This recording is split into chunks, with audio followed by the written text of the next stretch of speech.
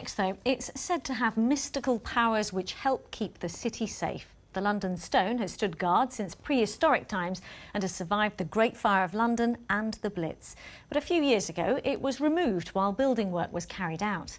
And now it's back. Our Brexit reporter, Mark Ashdown, has been to see if it could be a good luck charm for London as we exit the EU. So long as the stone of Brutus is safe, so long shall London flourish.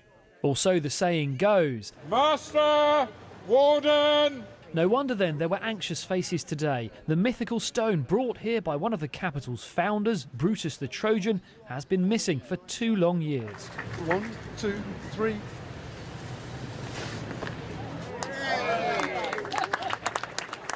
And there it is. Today it was back in its spiritual home after building works. For the Museum of London, its temporary guardians, it's a 76-kilogram weight lifted, which must have felt like a ton. There is a notion that London is connected to its well-being, to the City of London.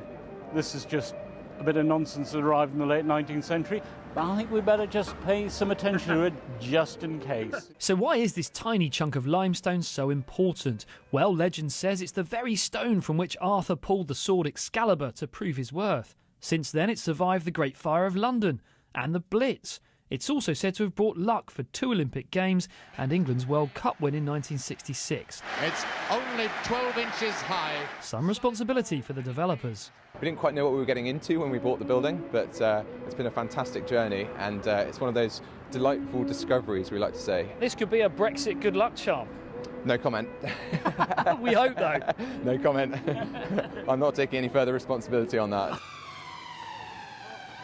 Came to have a look because we'd never heard of it before. We didn't know what it was, and I'm amused to see that actually they don't really know what it was for anyway. We need some luck in this city again now, so I'm delighted, yeah. It's supposed to have mythological, mysterious powers.